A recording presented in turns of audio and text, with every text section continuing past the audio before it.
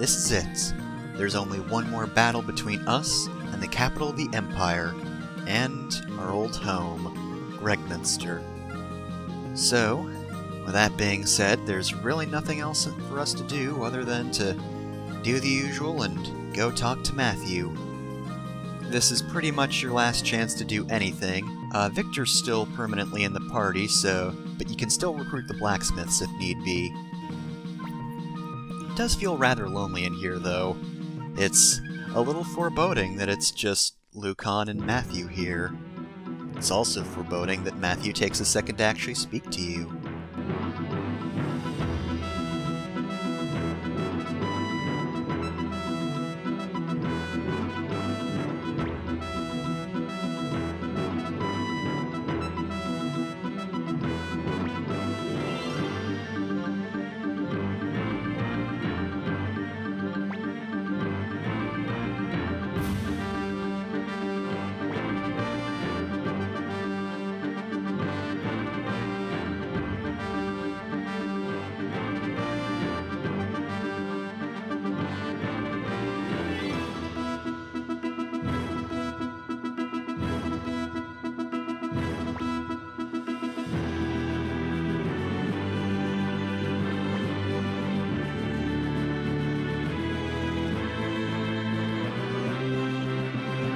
You know, it would be nice if we weren't a silent protagonist, so, you know, the actual leader of the Liberation Army could be the leader of the Liberation Army. But I guess we'll just have everyone else do our dramatic speech for us.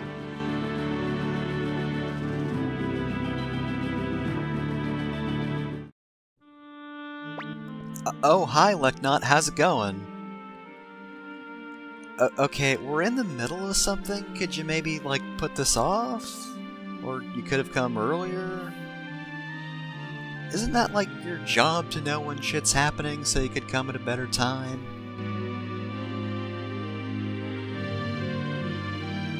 I'd just like to remind you that Kiramimi is in the back and he probably doesn't care about any of this exposition. I don't think he really knows what's going on other than, let's go beat up the Empire. It's the kind of guy he is, or kobold he is, I guess.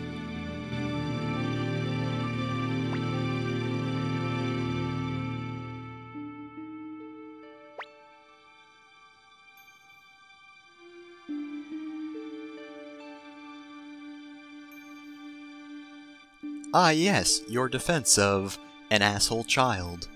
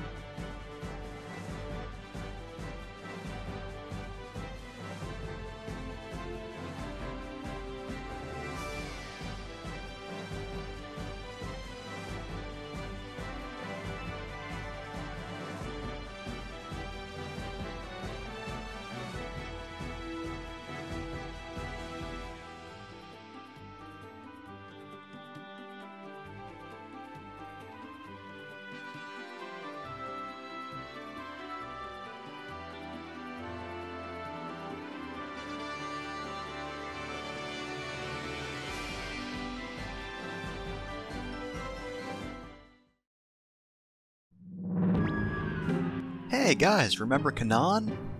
Remember that guy who was somehow worse than Craze? Maybe not in terms of, like, actual evil, but he was more obnoxious. Yeah, remember how he hasn't been in the game up until this point? We kinda forgot about that guy. Probably because he sucks. Kinda sucks for the Empire that he's one of their final lines of defense.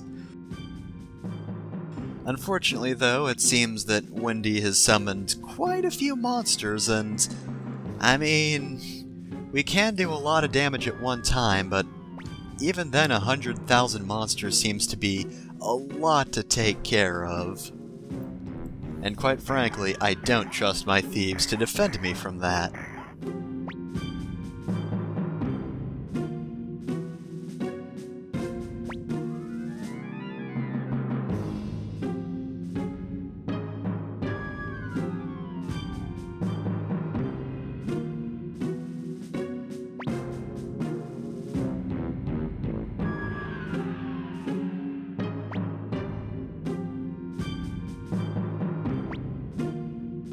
Wait, but I use it all the time. I blew up a clam with it.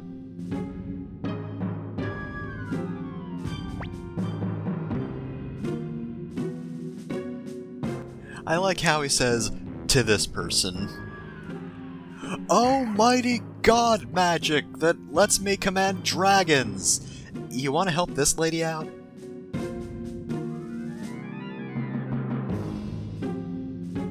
Alright, that took care of that problem. So, now we're just back to those 20,000 troops that we were up against initially.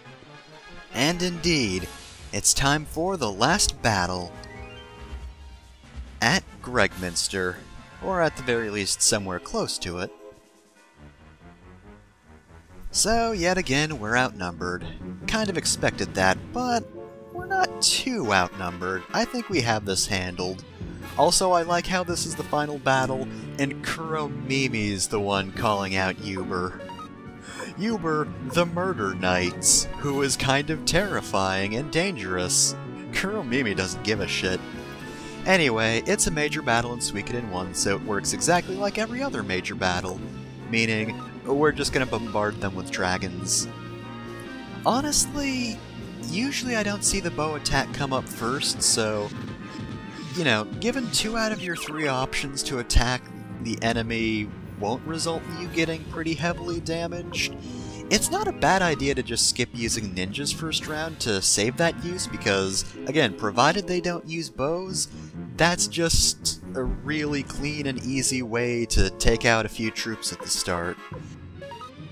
And unlike what I said before, they are actually pretty good. I seem to have underestimated the Dragon Knights, because they do a hefty amount of damage. Of course, the archers are also going to do quite a bit of damage.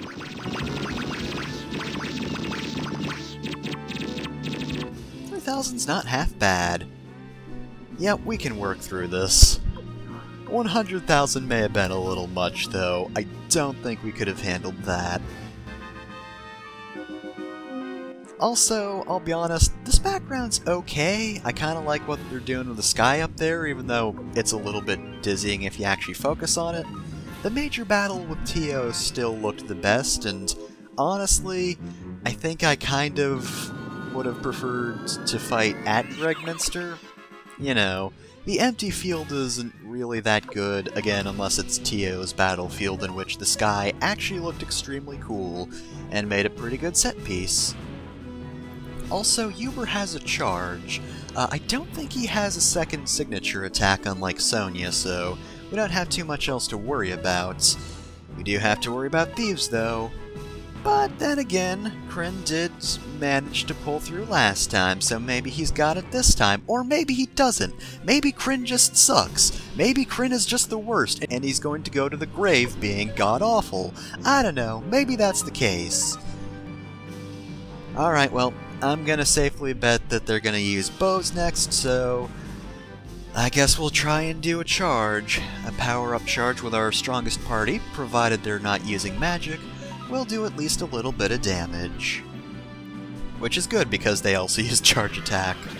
Also, I really wish that Kanan had, like, a signature attack, except it was really useless and could be countered by everything. Because otherwise he really doesn't do too much in this battle other than exclaim about how everything's going wrong in the scene beforehand. It's really not all that helpful. Not to them. God damn it, Ladon. We haven't seen you in ages, and you failed us. Oh well. Again, provided they don't magic, we have this in the bag. Let's finish this off with a Commander's team, which is now back at full power thanks to Gremio. Of course, it's still outclassed by a few of the other groups, but hey, what are you gonna do? And that's the battle! We finally beat the Imperial Army, meaning we've backed them down to the capital.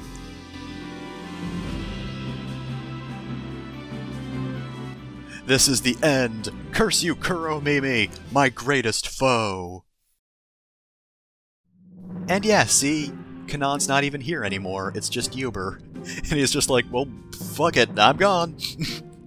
Cause Uber doesn't really give that much of a shit about anything. Though, apologies to Pezmerga, who kinda wanted to track him down. Oh well, maybe next time, Pezmerga. And hey, now we get this revelation. The ninjas are alive! That's Hanzo, that's the first time we're seeing him. I hadn't even realized that the ninja's survival was really called into question at any point. I mean, I know Tio kind of attacked him a while back, but honestly I didn't really think, oh well, that must mean they're definitely dead forever and we're never going to save Hanzo, our favorite character, who we just met and realized existed. Well, we don't have time for stories, but we're not going to go right to Gregminster either. We actually have 3 different little special scenes, all of which were alluded to very early on at the start of the game, but of course, we didn't have the corresponding characters before being kicked out of this region, so now we're coming back to see them, such as this gravestone, which mentioned Clive. So unfortunately for him, it looks like he hasn't found the person he was looking for when he joined the Liberation Army. Whoever it is he is looking for tried to throw him off, but he is not fooled, and whoever it is, he apparently really doesn't like her.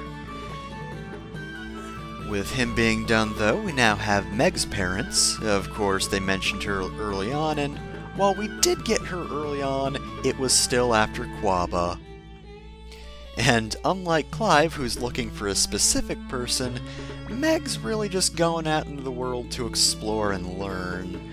Other than that, she apparently isn't on nearly as important a mission, considering Clive is a little bit angry at whoever that person is.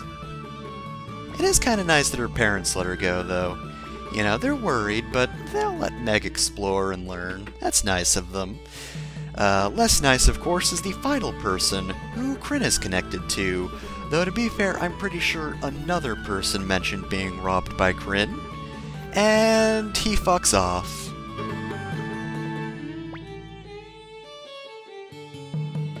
Well, he's in the Liberation Army, but I wouldn't say we're tight. I would say, no, I don't like him that much. By the way, yeah, he leaves your party, and no, he doesn't rejoin after you leave the inn or are about to leave town. He's just gone. You have to go back to HQ if you want him back. Anyway, though, there are 3 new enemy types in the world map around Gregminster once you get to this point. No more fuzzballs and ants anymore. Instead, we've got some actually fairly tough enemies. Ninja Masters drop Crimson Capes, which are some pretty good accessories, 1.57% chance of that. The Orcs are just tough all around with an entire 1500 HP, or 1,500, whatever. I'm dumb. And they drop various paintings, graffiti, Lover's Garden, and Beauties of Nature. But that being said, they are actually pretty tough enemies, and without level 16 weapons, it's actually pretty tough to defeat even one, or at least I would assume. I've only had level 16 weapons for this point. Even with them, though, again, they soak up a lot of damage. We also have, well, ninjas again, but in addition, Simurgs. They can drop thunder runes, actually, so if for some reason you don't have one for Flick, which you should give him one, because he's kind of the designated electric rune user, and he could use an upgrade. But anyway, yeah, Simurgs aren't too terribly tough. Ninja Masters, though, can actually silence your characters, which, by the way, silence doesn't actually take into effect until the next round, which is extremely lenient, but yeah, as you can see there, Ronnie was still able to use the Rage Rune before, but not now. Which, again, is really lenient. Most RPGs would just have you waste your turn, but not Suikoden. Anyway, though, with that being done, we can now move on to Gregminster.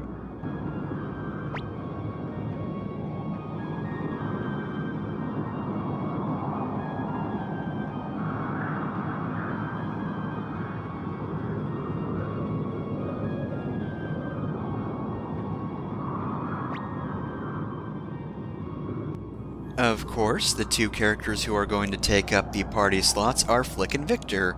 So, once you complete the army battle, this is the point at which you can't recruit the blacksmiths because you're going to have Victor and Flick with you forever. So, our final characters are going to be Gremio because, of course, we did have a big scene where he was brought back to life, and I wasn't crying, you were crying. Actually, no, I was definitely crying.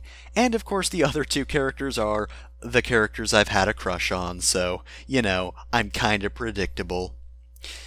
So, now that we have our party, and, well, now that Matthew's gonna go and rest with his job done, we're able to explore Gregminster again, and goddamn, if nothing else, the atmosphere of Gregminster is amazing. I'm not hugely fond of the endgame of this game for reasons we'll get to later, but, like, this spot right here is amazing. We're taking a quick check through the character stats and all that. If you're using Gremio, make sure to go back and upgrade his weapon, and also buy him new equipment because he starts with nothing. I also gave him a Cyclone Rune for an upgrade. So, Gregminster now. It is very dead. Nobody's wandering the streets. Most of the buildings are locked, with the exception of a few houses and shops here and there, if you need them. But yeah, it is extremely deserted, and more to the point, the music here, if you listen closely, you can hear Gregminster's old theme, but it's so very silent, and it's overtaken by a very strong, constant wind. It's honestly more sad than anything else. Like, it's vaguely ominous, but, like, not because I feel like we're in danger, but just because everything feels off. The fountain's off now. And again, the lighting is amazing. Like, it's just got, like, that sort of reddish or orange tints that makes it feel like, well, an actual desert, I guess. You know, not only is it deserted, but it's a desert. We still have this guy, though, which is a weird moment of levity amongst a really rather depressing scene. These shops have new items for sale. Pick up some sacrificial Buddhas. I forgot to, even after going back to actually shop because I don't shop on screen. And the equipment shop, while it no longer has wing boots, has some amazing items for sale. We have upgrades even for Mir, whose armor has been kind of the best it could be for quite a while. Well, maybe not the accessories, but you get the point. So, we have our house over here. Unfortunately, it's one of the ones that's locked. I mean, I know they say you can never go home again, but that's just ridiculous. Especially since we can explore this random house. Honestly, it feels a little bit unfair that you can't go back to your own home. I mean, obviously that's also sad in its own way, that we can't even look at it from the inside, but I don't know, I do kind of wish you could go back and maybe read the journals that I missed at the start, because, like, Pawn's got a journal. You could read that. It'd be nice to go back to that sort of stuff. Speaking of going back to, though, it's been a while since we've seen Ein Guide.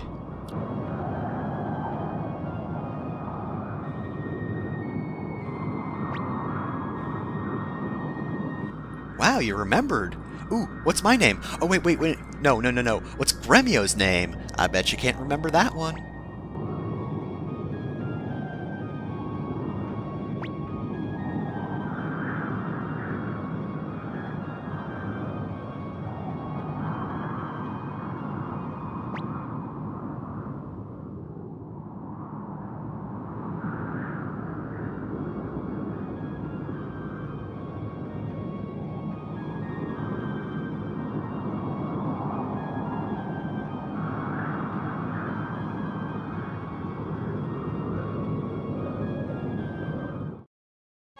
And so, we must face Ein Guide. He has 8,000 HP, 500 power, 80 skill, 120 defense, 130 speed, 410 magic, and 90 luck. He's also strong against fire and electric elements. He has no particular weaknesses. So, Ein Guide as a character, we don't get to see him that much, but I really do love this scene. He's not one of the 5 great Imperial generals, and yet, unlike them, who, with the exception of Tio, all defected to our side, he refuses to leave Emperor Barbarossa, again, despite the fact that he's not one of the strongest, most important, or most loyal generals. Well, the last part's not correct. He is loyal to the very end. And of course, I also really like that line, I believe your name is Schultenheim Reinbeck III. That's a great callback, but it's also kind of sad. I really kind of wish that scene was voice acted, just because I feel like you could do a really good job at sort of making that humorous, but again, also kind of sad.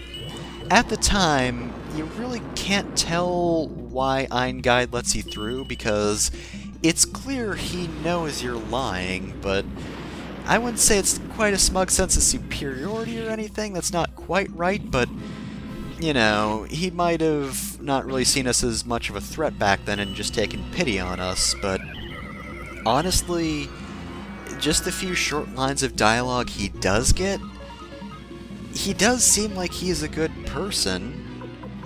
He clearly doesn't begrudge us per se. He's still going to defend Emperor Barbarossa, but, like, he doesn't regret letting us live, it seems. So, yeah, he's... I don't know if I'd necessarily want to see more of him, just because what little we do see does work pretty well, and it might just be better that he doesn't appear very much, because then it's a little more surprising when he is both still loyal to the Emperor and really kind to you.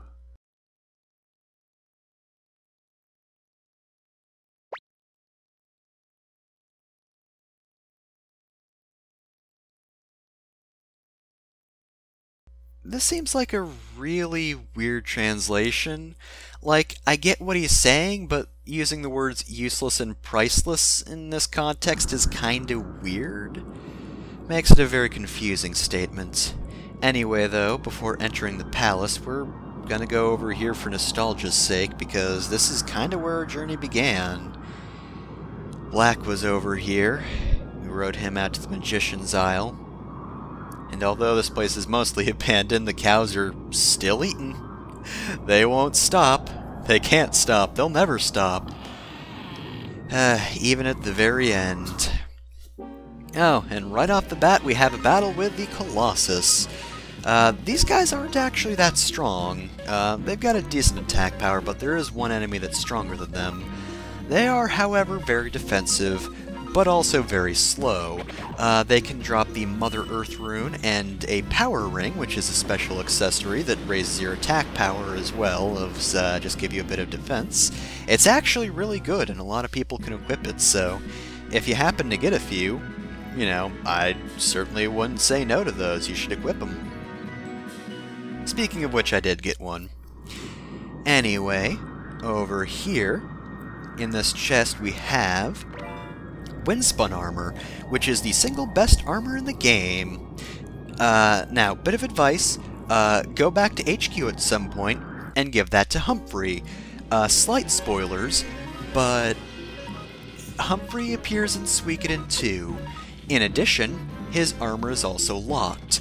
However, it transfers from Suikoden 1. Apparently this is one of the only cases of that, and I certainly can't remember anyone else who does this. So yeah, basically, if you give him the best armor you can in this game, when you eventually recruit him in 2, he'll have all that armor. It'll be locked, but it'll be as good as it can get, so he's got decent armor, and I'll spoil something else that should be obvious. It's not like he's just gonna drop in for the final boss or anything. He'll be available well before that, so yeah, having the best armor in the game when he joins is really good. Anyway, though, we had new Imperial Guards there. One's a sword wielder and the other's a saber wielder, which, you know, is also a sword, but, you know, one's a normal sword, one's a curved sword. The saber ones don't drop anything, the sword ones drop mega medicines.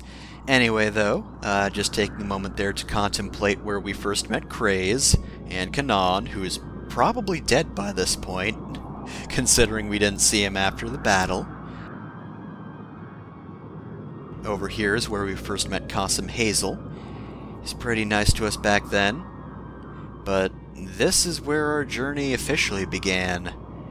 This is the very room in which we were waiting for an audience with the Emperor. This, however, didn't happen. I think I would remember being attacked by hell beasts. Pretty sure that wasn't the case. Anyway, phantoms aren't too deadly or anything. They drop earth boots.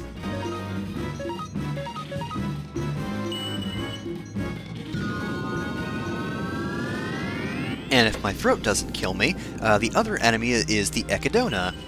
They're actually fairly strong, they've got a decent amount of HP, and they are the enemies with the highest attack power. In addition, they also have a 1.04% chance of dropping the Windspun Armor. So while you should give the Windspun Armor to Humphrey, if you do want Windspun Armor for your other characters, if they can equip it, go grind with these guys, or, you know, just get lucky and happen to have them drop, which unfortunately didn't happen for me. So that's Emperor Barbarossa's throne, and we didn't enter this door at the beginning, so from here on out, we are in unknown territory.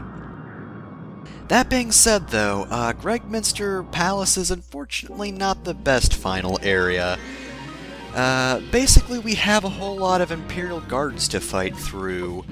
We have a lot of fixed encounters, which, of course, I'm going to keep them in since they are fixed, and I do have a few more things I want to talk about.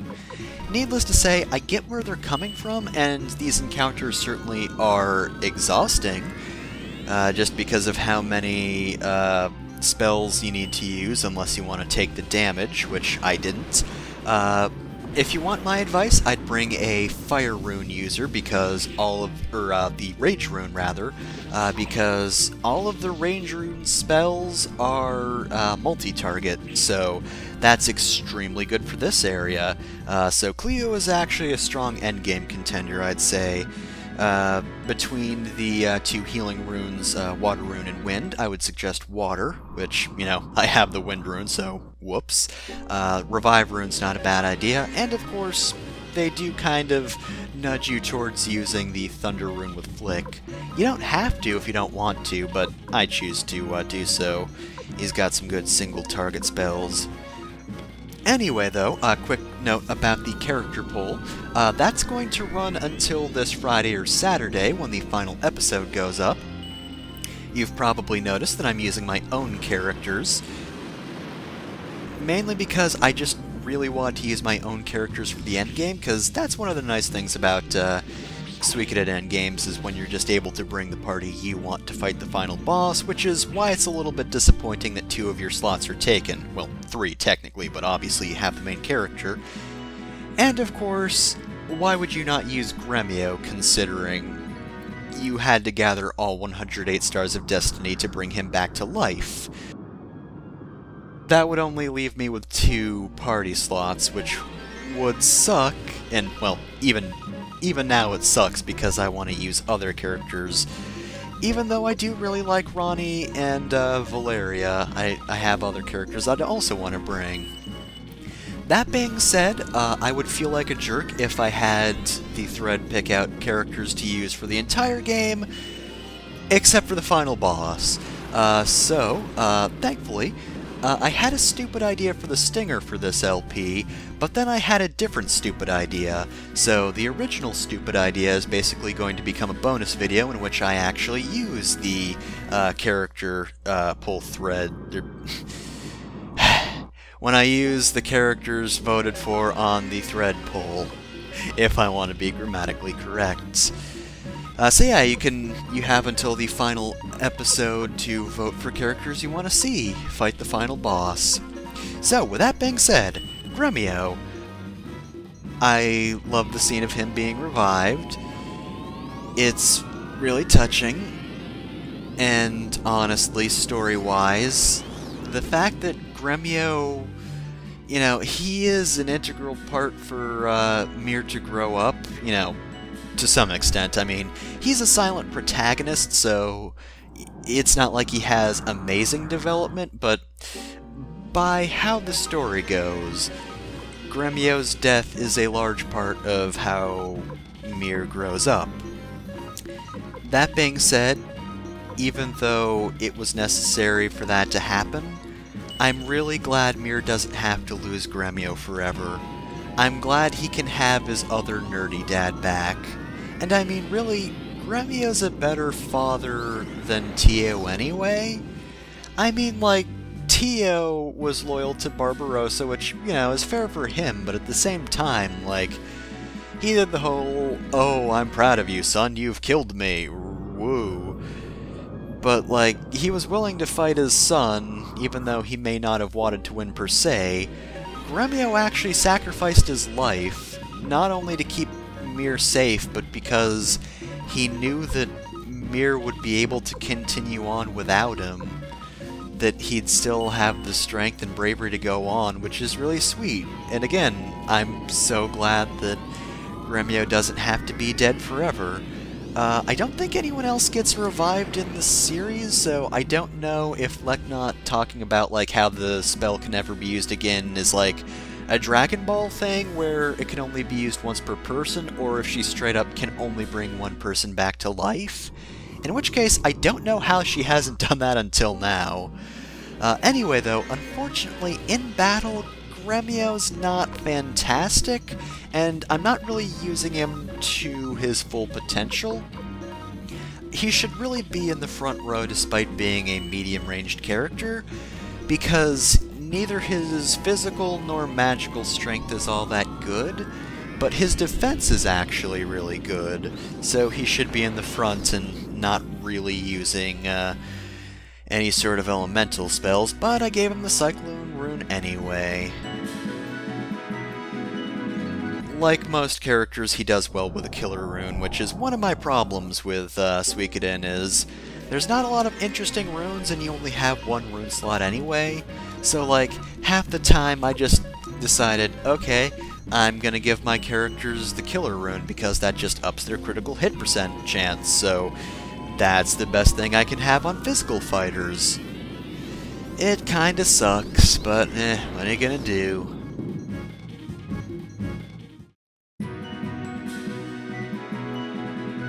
So I guess with that being said, I feel like I had something else to talk about, but I can't really remember it now. I guess I'll mention now that I did want to bring up Water Margin more, but unfortunately, just due to how I've paced this LP, I was reading Water Margin during the early sections of this LP, but I finished it way earlier than, you know, now. So it's been a while since I've read it, so I don't remember the fine details of it, which, you know, is kind of a problem. even then, it's not like I had that much time to compare just because of the way I edit, so I generally wanted to bring it up during the draft episodes, but because I cut those so short, yeah, they didn't really get much time. So if I want to try it again for Suikoden 2, I guess I'll have to reread Water Margin. But at the same time, Suikoden absolutely diverges a lot from Water Margin. I mentioned a lot at the start, but of course it's a bit more anime, but in addition, the fact that rather than becoming bandits we joined the Liberation Army is a pretty significant change, because it makes our actions less, like, morally gray, and more like, yes, we're kind of justified, even if in the end we do kill a lot of people. And honestly, we're almost at the end of the dungeon. This is the last enemy encounter, I believe, so I might save it for the credits, but honestly, I kind of feel like Suikoden does the sort of thing that I like out of Water Margin better than Water Margin. Water Margin is very Confucian, and as such, it's kind of difficult to read from a modern standpoint just because it's kind of dumb, and that's not really a good way to describe it, but, like, it's got a good internal logic. It's not like I'm going to completely ignore that. It's very much about a message of unity, but at the same time, there are aspects of it, just about the way certain characters act that I don't really care for, that do actually appear in Suikoden.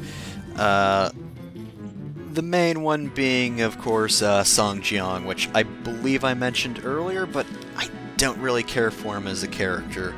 Again, I'll probably mention it more in the wrap-up, but, like, even as a silent protagonist, I kind of like Mir more, but, yeah. Basically, I think Suikoden does a much better job at that sort of message of unity. I'll try to explain myself better later since we're at the end. This save is actually the one that's used for transferring data to Suikoden 2, so make sure to keep a file at this specific save orb. And, yeah, next time on Suikoden, we face Emperor Barbarossa.